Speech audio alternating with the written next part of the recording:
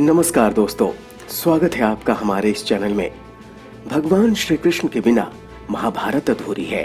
महाभारत के कई रहस्यमयी प्रसंगों में से एक है शिशुपाल का प्रसंग। वैसे तो शिशुपाल भगवान श्री कृष्ण का फुफेरा भाई यानी उनकी बुआ का लड़का था, लेकिन ऐसा क्या हुआ कि शिशुपाल ने भगवान श्री कृष्ण को खूब गालियां दी और जगत के स्वामी आखिर क्यों शिशुपाल के अपशब्द सुनते रहे।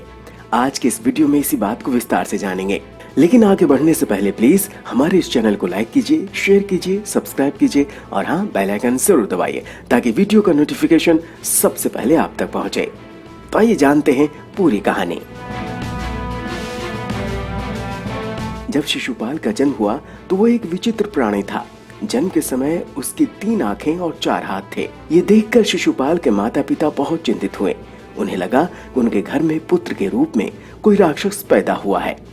इस भय से उन्होंने शिशुपाल को त्यागने का फैसला किया, लेकिन तभी आकाशवाणी हुई कि बच्चे का त्याग न करें।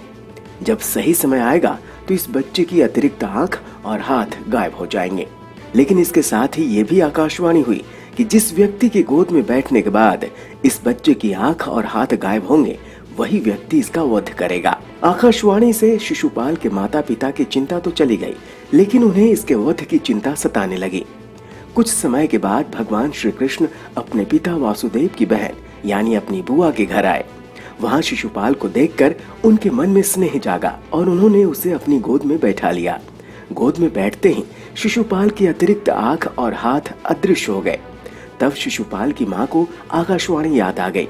इस घटना के बाद शिशुपाल की माता परेशान हो गईं और उन्होंने भगवान श्री कृष्ण को शिशुपाल का वध न करने का वचन लिया। भगवान अपनी बुआ को दुखी नहीं करना चाहते थे, लेकिन विधि के विधान को वे टाल भी नहीं सकते थे। इसलिए उन्होंने अपनी बुआ से कहा कि वे शिशुपाल की 100 गलतियों को माफ कर देंगे, लेकिन 101वीं गलती पर उन्हें दंड देना ही पड़ेगा। लेकिन इसके साथ ही उन्होंने बुआ को यह भी वचन दिया कि यदि शिशुपाल का वध करना भी पड़ा तो वध के बाद शिशुपाल को इस जीवन मरण के चक्र से मुक्ति मिल जाएगी। इसके बाद भगवान श्री कृष्ण वहां से चले आए। शिशुपाल रुक्मिणी से विवाह करना चाहता था, लेकिन रुक्मिणी भगवान श्री कृष्ण से प्रेम करती थी, उनसे ही विवाह करना चाहती थी। लेकिन रुक्मिणी के भाई राजकुमार रुक्मी को ये रिश्ता मंजूर नहीं था। तब भगवान श्री कृष्ण रुक्मिणी को महल से लेकर आ गए थे। इसी बात से शिशुपाल भगवान श्री कृष्ण को अपना शत्रु मान बैठा। एक बार की बात है, जब युधिष्ठिर को युवराज घोषित किया गया तो राजसूय यज्ञ कराया गया। इस अवसर पर सभी संबंधियों और रिश्तेदारों को बुलाया गया। प्रतापी राजाओं को भी आमंत्रण दिया गया। इस मौके पर वासुदेव, श्री कृष्ण और शिशुपाल भी आमंत्रित किए गए थे।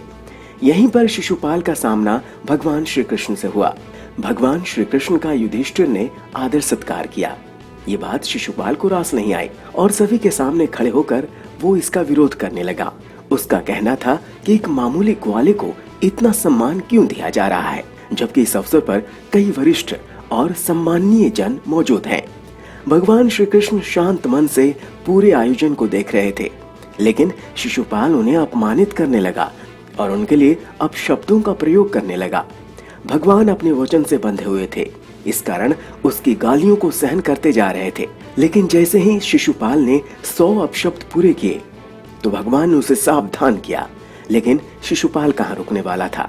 जैसे ही उसने 101वां अपशब्द कहा, तब भगवान श्री कृष्ण ने अपने सुदर्शन चक्र से शिशुपाल का वध कर दिया। इस प्रकार से भगवान ने अपशब्द बोलने वाले शिशुपाल को भी मुक्ति दी।